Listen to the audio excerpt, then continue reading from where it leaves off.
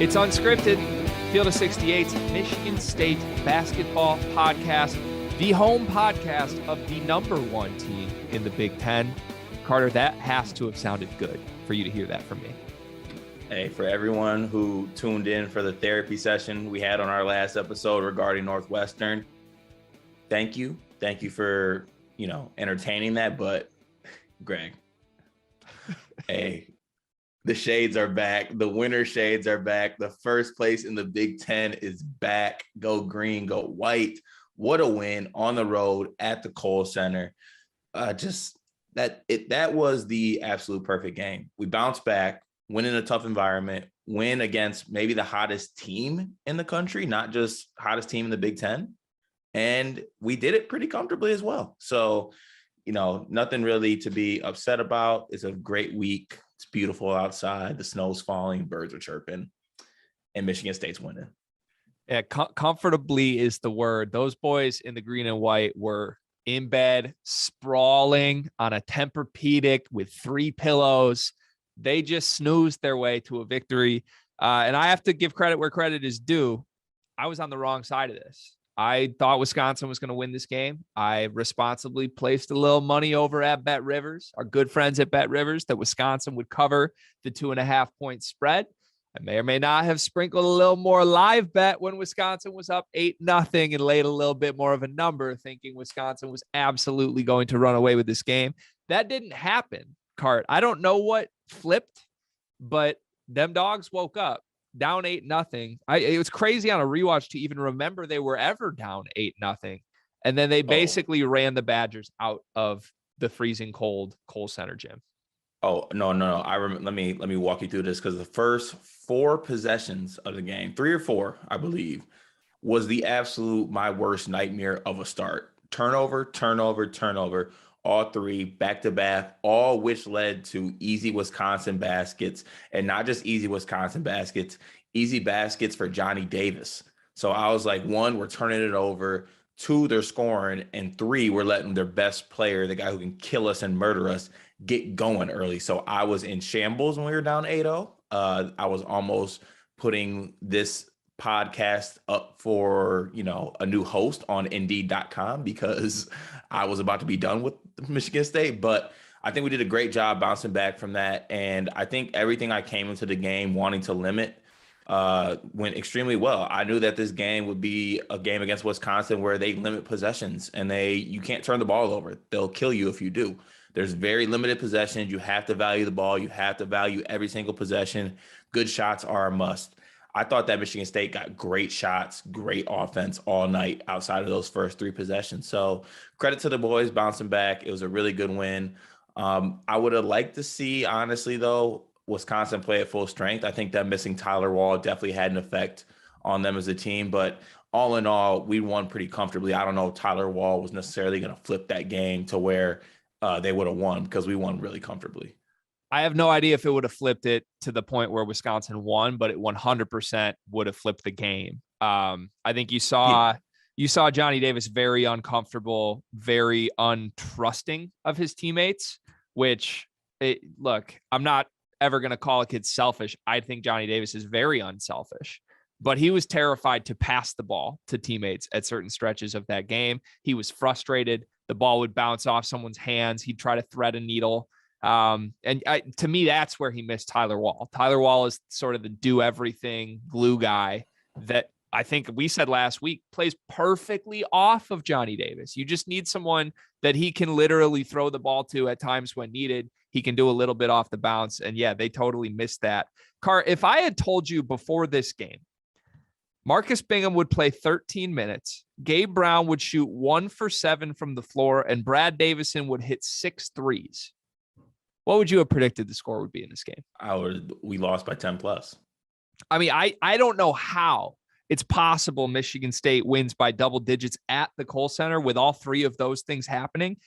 Limiting to Johnny Davis to 25 points on 20 shots is one of the big reasons why. I thought the team defense on him was phenomenal. He got his 25, but it was a relatively inefficient, very tough to get 25. Max Christie, phenomenal. Max Christie answered his critic, which is me. I've been saying all season long, His numbers against good teams are horrible. Yes, or this weekend they were not horrible. Friday night in Wisconsin, they were fantastic. That has to be great for Spartan fans everywhere to see that come to fruition.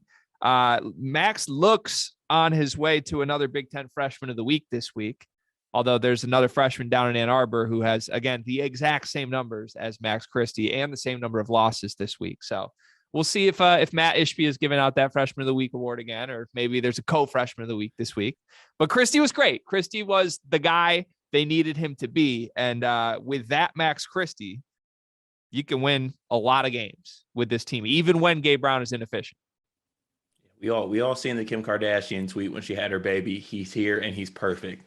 That's exactly the tweet I was sending out for Cormac. He's here. He's perfect. He's a bucket. He told Gregory Waddell, shut your mouth. I do this. It doesn't matter who's guarding me. I'm going to get mine. I'm a good basketball player against good teams. So it's a statement game. I thought that, this was also a good win just because of the reasons you pointed out, like Marcus Bingham playing 13 minutes, Gabe Brown not shooting well at all. He was just had a very off night. I think it was huge for guys like Malik Hall to step up, aka Baseline Leak is what I like to call him. Somewhat of a baseline renaissance last game with the turnaround jump shots. I mean, he was just getting all types of buckets, talking his shit, talking to the crowd, calling people little, just absolute chef's kiss, everything I love to see from Leak. And then our point guard play, I thought was great. AJ Holgard, once again, having a great game. I thought doing it all. He was dishing. Offensively, he saw his spots, went to the basket to score. And I thought he did a great job defensively, too. He had a couple possessions where he was man-on-man with Johnny Davis, and he used his strength and didn't let Johnny Davis back him down and get to his spot. So another great game from AJ Holgard as well. And just credit, I think we're looking at the point guards as a whole.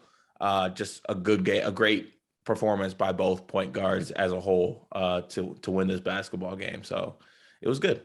Yeah, I still can't really fathom this phenomenon where Michigan State has so many solid players that it never needs to have the same 1 to 2 guys be great. Like Gabe Brown can be horrible in a game, and this team has enough pieces to go win by 12 at the Kohl Center. Like Tyson Walker can be non-existent for 20 minutes, and it doesn't matter because AJ Hogard's going to step up. Like, and then Tyson Walker steps up in the second half. Like it's crazy to me. I think late in the non-conference portion of the schedule, I sort of hypothesized that this phenomenon of not having the go-to guy would bite them in conference play. And it seems to not be. And at this point, like I kind of just have to blindly trust that it doesn't matter because the sum of the parts with this Michigan State team are so much greater than the individuals. It's crazy. It's very entertaining and enjoyable to watch. It's unlike any real Michigan State teams that I can remember. Like you can say this team has a lot of similarities, right? They get out and run in transition. They defend really well. Just the mentality, the dog, the togetherness, the guys that have blossomed as upperclassmen, all of that. But I don't ever remember a Michigan State team that didn't have a go-to guy be as successful as this Michigan State team. And it's strange to watch, but it's really, really impressive to watch. Yeah, and we talked about a lot this year, like the not having the go-to guy thing. And every single game that goes on, I really get less concerned about it with the way this team is playing and how everyone's being so solid. Like, granted, it's still way in the back of my mind that when it comes down, if we're in a game in March and we need to go get a bucket, that it might be an issue. But up until this point, they really, this is a beautiful blueprint of how to play basketball when you don't have that go-to guy. You just have everyone just play solid. Everyone on this team knows their role. Just go out there, do your role, play solid, play in transition, play defense, and don't turn the ball over.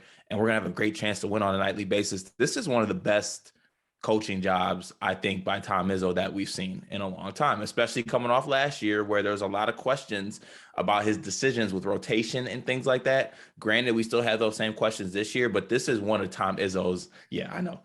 Granted, though, this is some of Tom Izzo's best coaching up until this point in his career. I give him a lot of credit. It is. Also, while I'm here, I want to take egg on my face, slander me for my Max Christie hypothesis that he can't be good against good teams. I'm willing to take some egg on my face, Cart, for the way that Izzo handled Marcus Bingham.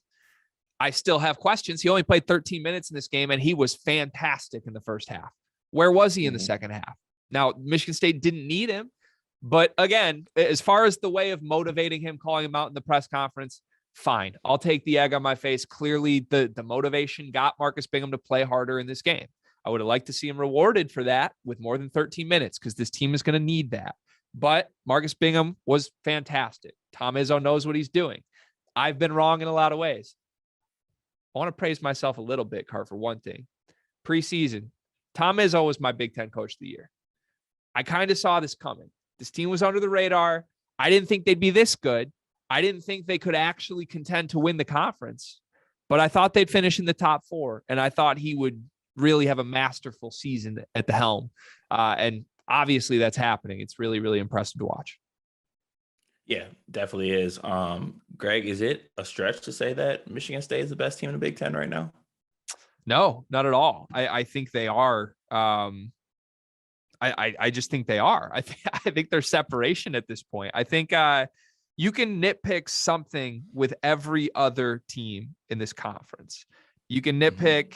Actually, I'll be honest. Like Wisconsin, the advanced metrics hate on them. They don't think they're very good. I think Wisconsin is the only team that's right up there with Michigan State.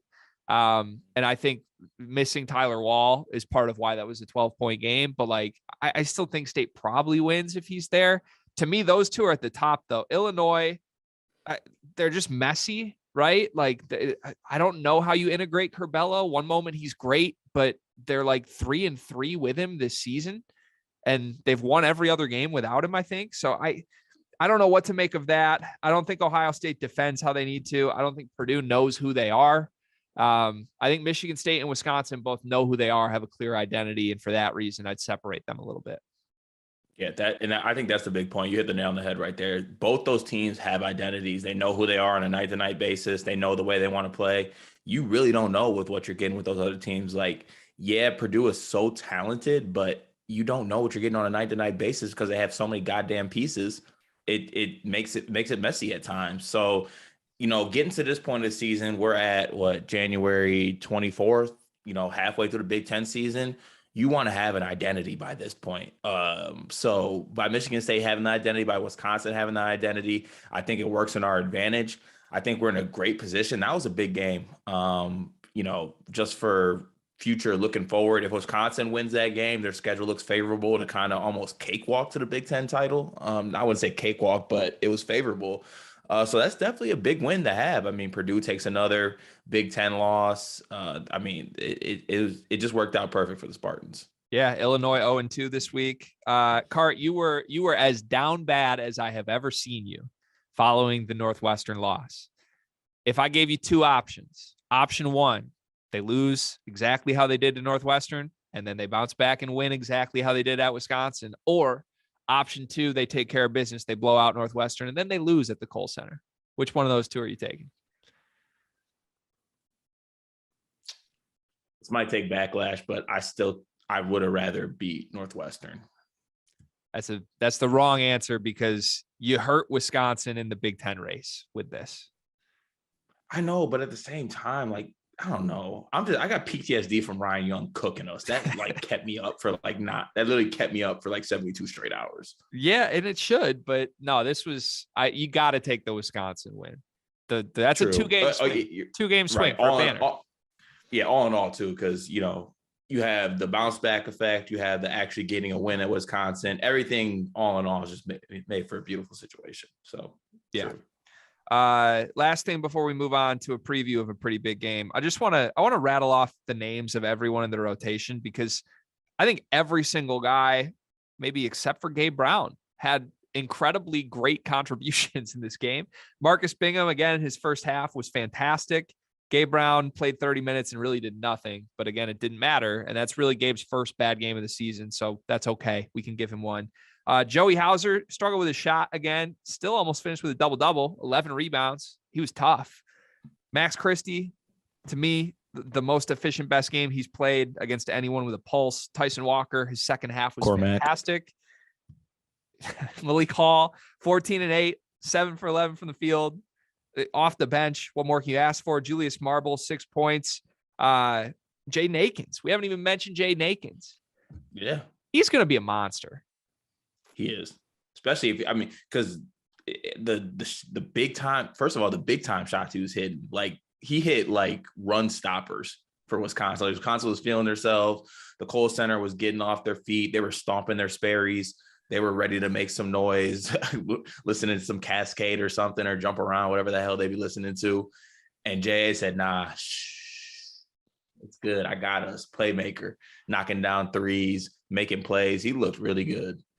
Yeah, you can tell he's the type of dude that's battle ready. Like, he might go quiet against the bottom tier teams in the Big Ten, have a couple weeks where he only plays 5-10 minutes, doesn't do a ton, but all of a sudden you throw him in the game on the road against the best team or the number one team in the conference, he's just going to hit shots and be tough and defend. Like, he's a dude you can throw him. I guarantee you can throw him into this rivalry game against Michigan and he's going to make some shit happen because 100%. He's Jaden Akins. Like, not everyone has that, but you can already tell that Jaden does. And Carter, that's where we need to go. We have a big one coming for this rivalry, for the state.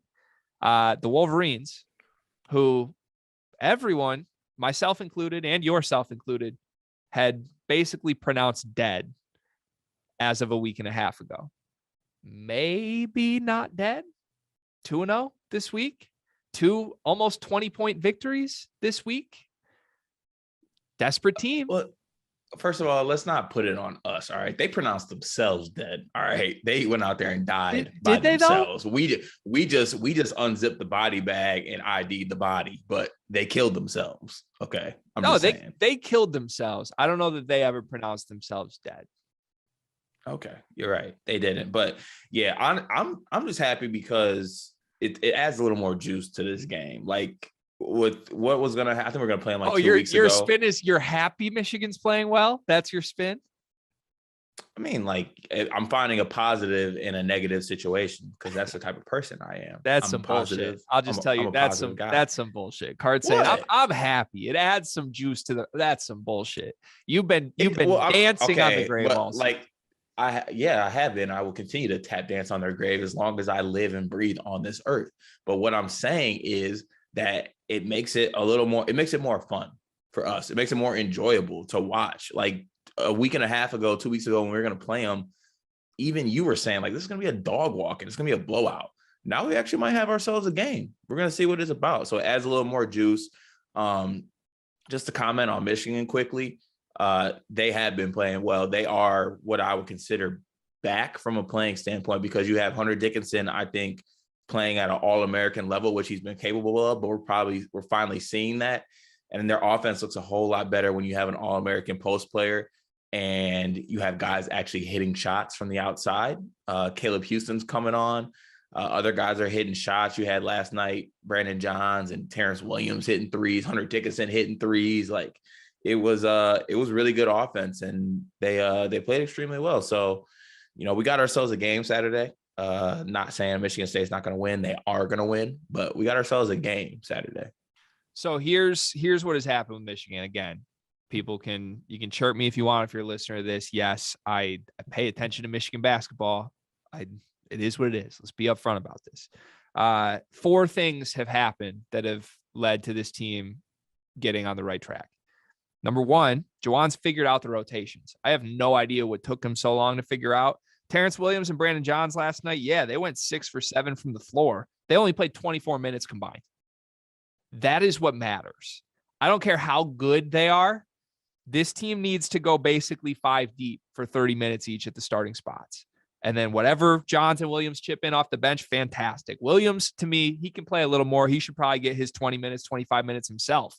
And I'd be fine seeing Brandon Johns end up with 0. But I don't know what took him so long to figure that out. That's where he is. And the starters are starting to deserve that. That's number 1. Number 2, Hunter Dickinson is the Hunter Dickinson everyone expected. He played an All-American level on the road at Assembly Hall. They won by 18 points. I tweeted out after the game, this team goes as Hunter Dickinson goes.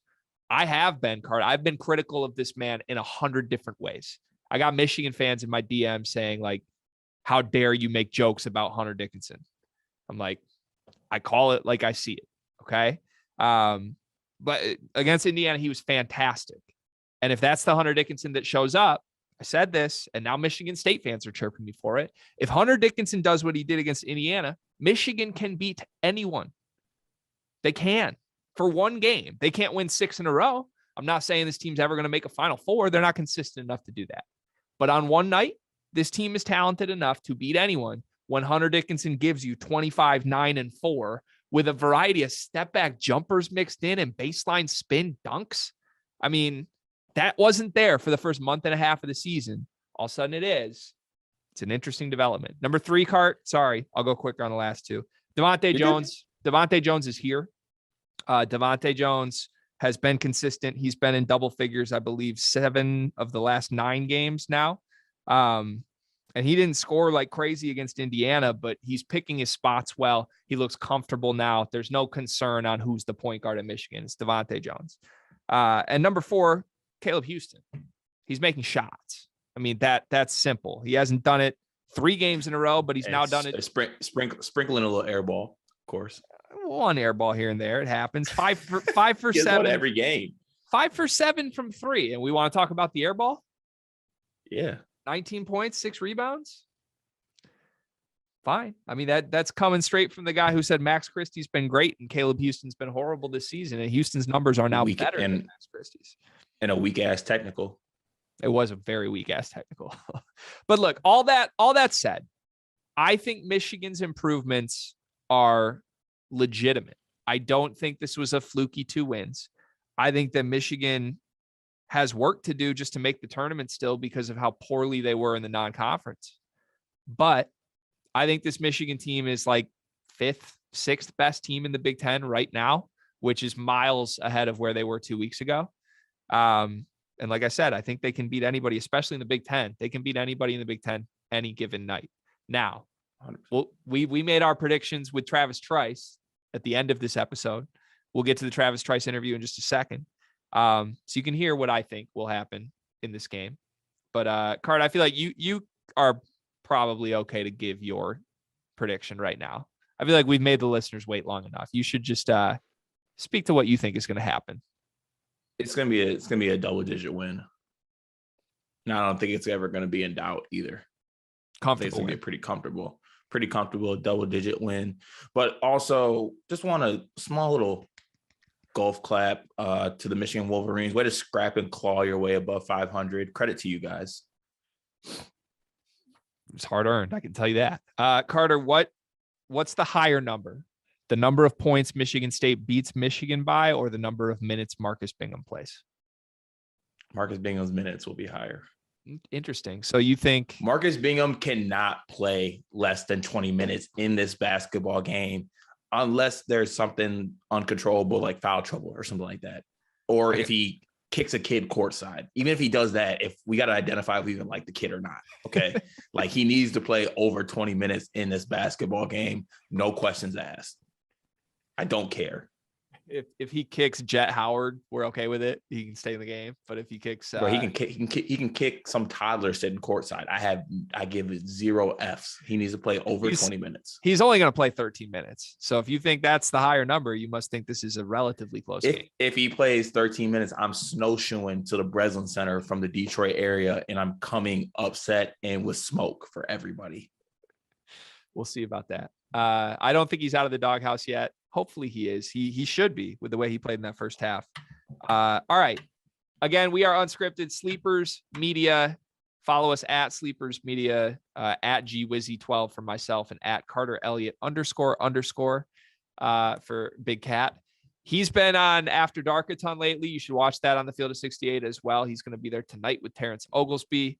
I'll be behind the screens producing, but I unselfishly, subjectively think, or objectively, sorry, Carter's done a great job with that this season. So tune in for the boy. Yeah. And if you enjoy this, follow Sleepers Media's actual YouTube channel. We have a lot of good content on there as well. We have a interview with a certain point guard for a top number 1 team in the country. Number one team. The new number one team in the country. Actually, currently we have an interview coming up with him. So we got some good stuff over there. Trying to get our subscribers up as well. So show us some love, good content, and you'll help us out a little bit. And we appreciate you. And now we got a Spartan dog for you. We talked everything from the Wisconsin game in depth to a Michigan preview to stories from his playing days at Michigan State. One of our favorites, Travis Trice. All right, we got Spartan legend, former guard, Final Four appearer, Travis Trice. Travis, thank you for being here, man. Thanks for having me. Appreciate it.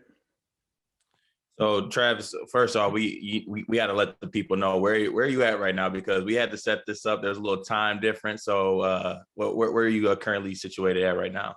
I'm in Poland right now. Just got out of practice. Tried to hurry up, get home so we could set this up. So I'm glad it worked out, though. Yeah, greatly 100%. appreciate it.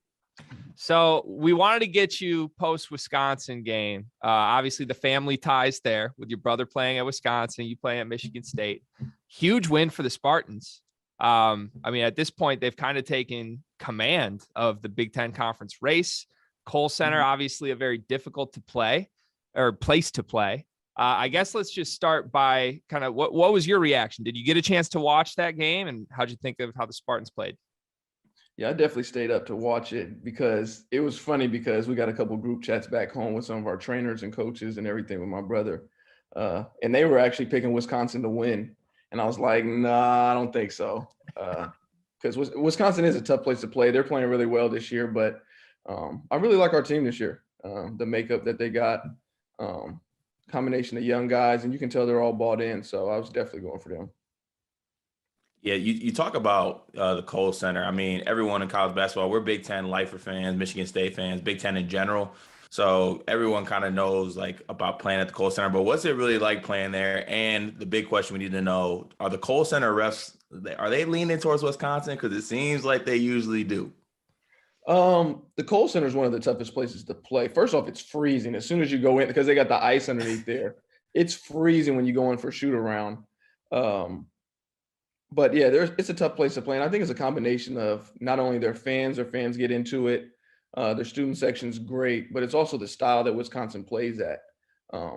They slow it down where you're cutting down a lot of possessions. And if you take any bad shots or you're not getting good looks, they're going to make you go down and play defense for a whole shot clock too. So I think it's a combination of everything, but it's definitely one of the toughest places to play. I love the inside info that it's cold. Something I would never have known from watching on TV. It is freezing in there. I wonder if the Wisconsin, that's terrible. I wonder if Wisconsin just gets used to that, or if Brad Davison is just like, oh yeah, I love the cold. I'm used to it now. So you mentioned you like this MSU team. Give us, from obviously a former player perspective, I feel like you guys probably have a better outlook or insight or just kind of feel for what type of teams at Michigan State could potentially be special. What's your perception on this team and their ceiling as they go forward? I think it's really on them. And it's crazy. I mean, speaking from experience, some of the most talented teams I was on when I was there didn't really go the farthest. And then a lot of people say the least talented team went the farthest for me my senior year. So, but you kind of get the feel with them. They really rock with each other. And you can see that. You can't really fake that. The way guys cheer for each other, the way they're picking each other up, how they play unselfishly too. It seems like they're bought in, and they seem like they have a good group of guys. I actually went up there in August when Draymond had his grind week, and we actually got to work out with the guys. So you got to be in the gym and see how they interact with each other. And they definitely got a great group up there right now. Yeah. During that grind week, was there one person that you came away most impressed with on the team right now, or anything that surprised you?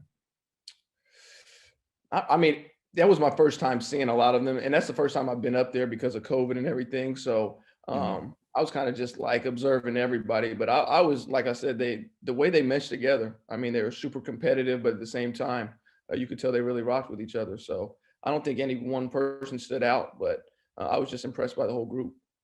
So there was a lot of discussion, I guess you could say, on this very podcast, and I think among Spartan fans everywhere in the last week, after Michigan State took the loss to Northwestern, where maybe just a little bit of we've seen this happen before.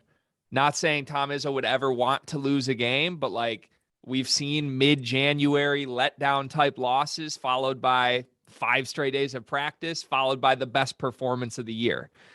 Did that happen while you were there? I'm assuming it did.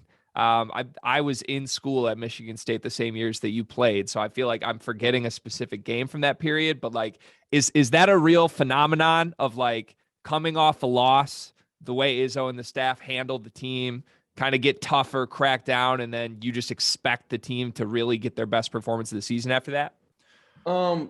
There's a method to his madness. I wouldn't say that he plans because no coach wants to lose at all. If you want to learn your lessons and wins if you can, rather than losing. Now, granted, sometimes it is good if you need to get people's attention, but I would say it's his coach's approach to everything. He approaches everything like it's a Final Four, like it's a championship game, whether that's walkthrough, film, whatever we're doing, having a meeting. So it's all in preparation for when you get in those moments. Yeah, I mean, you're not surprised because you've been held to that standard all year since you stepped on campus. So I feel like it just depends where they go from that. And I think they've responded, especially with the Wisconsin win. But hey, hopefully you can win. I mean, you can learn your lessons when you win without having to lose. They definitely want to go out there and win the game. Let's make that known. You talk about kind of the method to the madness with Izzo, and I think one of the great things about Izzo is his relationship with point guards. And obviously, you know that Tyson Walker transferring in this year struggled a little bit. I mean, he's coming up a level playing in the Big Ten. What would be kind of your best advice to him? Because, you know, not only is it an adjustment coming up a level, but it's also adjustment playing for a coach and playing point guard for a coach like Tom Izzo. So kind of what would be the advice you would give him, or what kind of goes into that, you think? There's a lot. First off, even transferring anywhere is going to be tough. And coming to Michigan State's another tough one. It's usually like a process. Like you come in your first year, you kind of learn the offense. We have so many plays. I mean, I would hate to have to transfer in halfway through my college career and have to try and catch up on everything we do.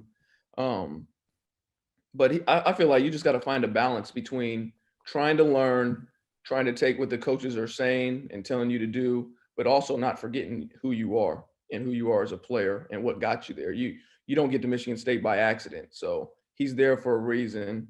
You just don't want to forget who you are, but at the same time, buying in. But like I said, that group, you can tell that everybody's bought in, everybody cares. So just finding that balance. So I want to piggyback off the first question on Tyson a little bit. I think point guard play has been a hot topic the last 2 years, ever since Cassius Winston left the program. This year, it's clear there's much better play than there was last year when the team struggled. Walker, Holgard, their assist rates are ridiculous. It's been interesting for me as someone who's followed this program for a while to see the way that position has sort of developed, or I don't want to say transformed or changed, because they've always had good passers at point guard. But I look back and I think some of the most dangerous teams, especially your senior year when you made the run, you had a really dynamic shot creator in the backcourt, right? Cassius Winston was definitely that. You were definitely that. I think the year after you left, Denzel Valentine became that. But one of my concerns with this team is, can Tyson Walker be that guy? Or does this team just sort of lack that guy? Do you think that that's something that's critical for this team to have as they enter like the thick of this conference race, or they've gotten by without it so far? It really depends on matchups. It's always good to have that in case you do, but you can also win games other ways. And the coaches is one of the best at finding ways where, hey, we need a bucket here. I can call play and put a guy in a position where he can make it without somebody having to create. But he's also got that ability too. After seeing him this summer, and even where he was at last year, he's got the ability to score. So I think it's just depending on what the game plan is or what the matchup is. But it like you said, it always helps to have somebody that can do that, because, hey, they can kind of bail you out if things aren't going or a team's really good defensively. They can just go get a shot for themselves. So hopefully we don't have to run into that. But Definitely. So I apologize for all the Izzo related questions, but everyone who listens to our episodes always wants to get an inside to what, that method of the madness is. And I think this year we've seen with the team, like obviously not every basketball player responds to criticism the same way, is coached the same way. In particular, Marcus Bingham's a player this year who's taken a big step during his senior year, but it seems during recent games, Izzo's kind of tried to send a message that his effort needs to be high. Was that something that you experienced, like when you play with Izzo, the way he had to coach certain players or kind of maneuver around certain players to make sure you get the best out of them? Because obviously every basketball player is not the same and responds the same way. For sure. I mean, and that's kind of a part of coaching is you got to find ways to motivate different players. Like for some guys, you need to yell at them. Other guys, you don't. So, I mean, Coach Iz would know, especially with him being a senior and being there, he knows what buttons to push.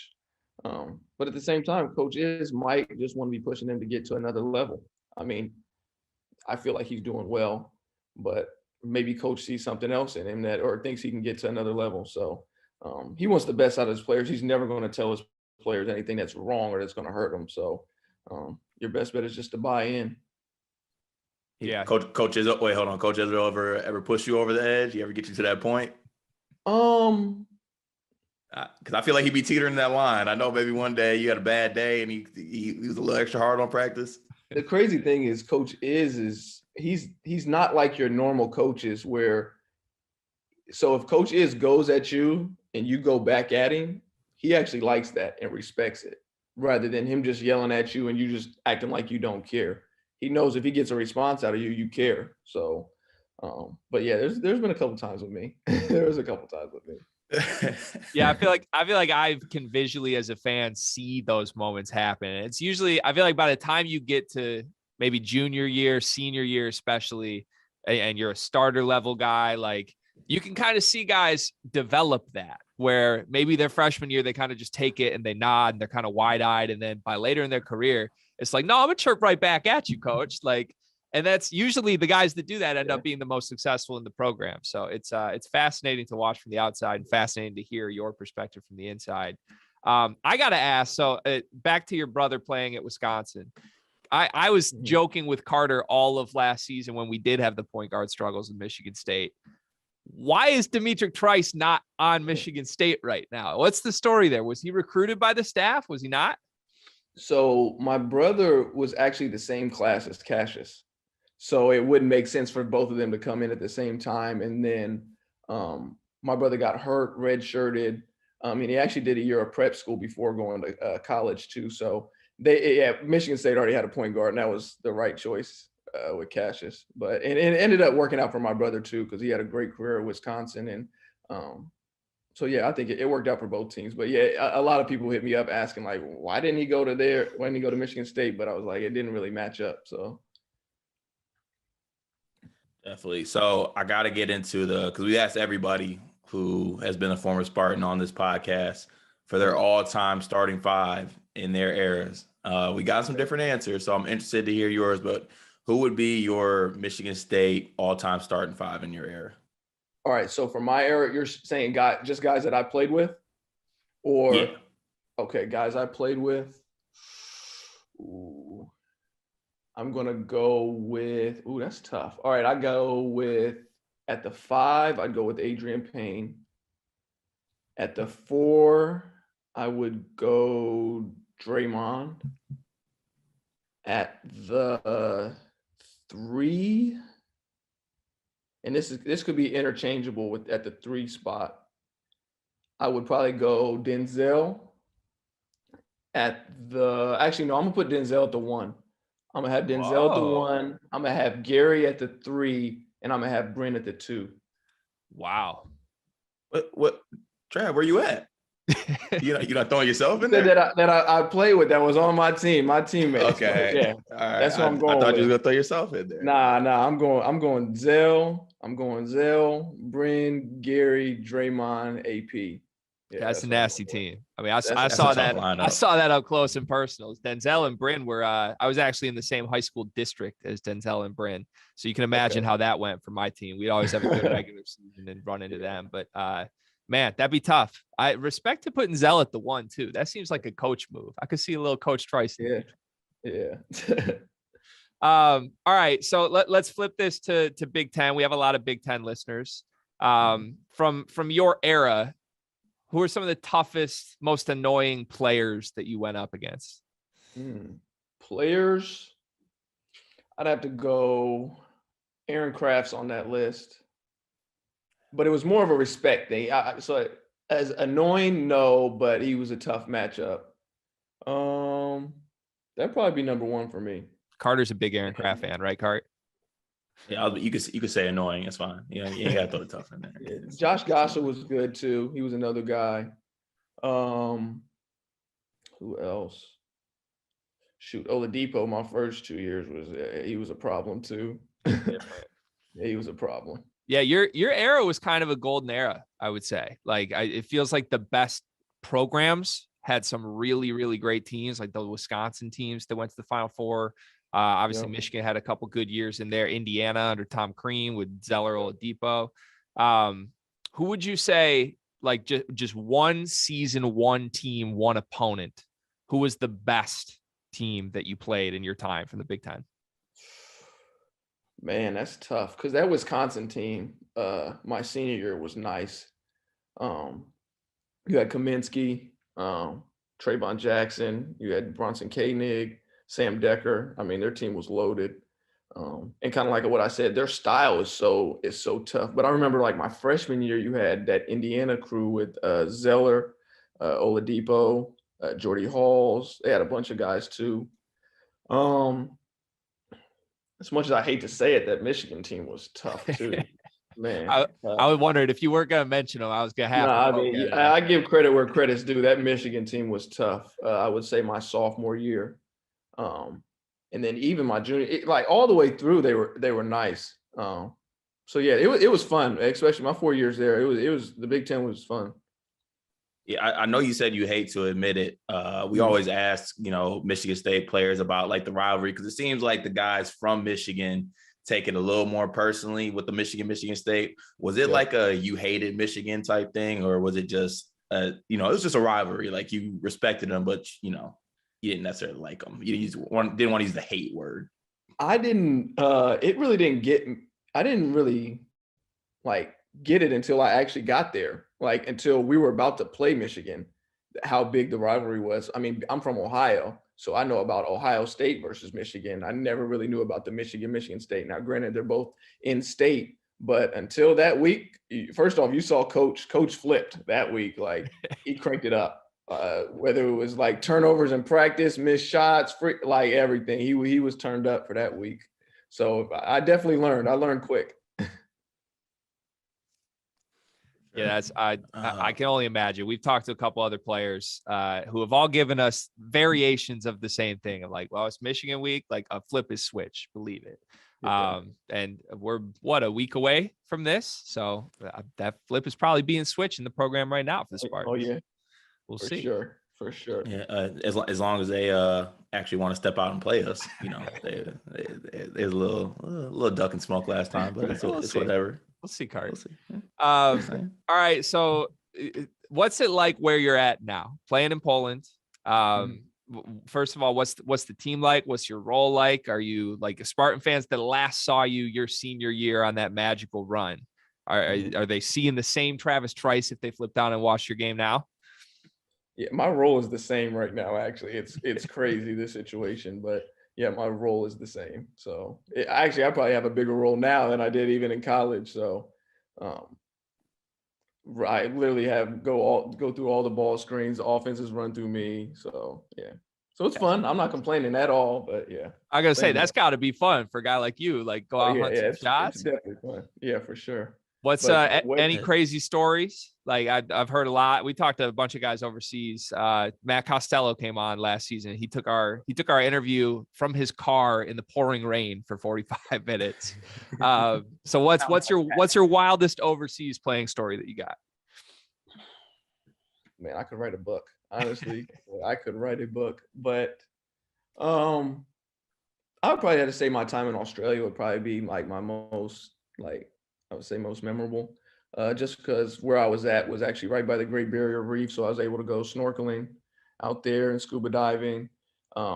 went to a crocodile farm and got to actually see. First of all, I did not know how big crocodiles really were. Like, TV doesn't do them justice. They're way bigger than alligators. Like, and then to see, they could be in like 3 feet of water, and this massive car is just, it's the size of a car, and it's moving under the water, and you can't even tell. And then you can see them jump out. So yeah, I would say playing in Australia would probably be my most memorable, and probably had the most stories from there.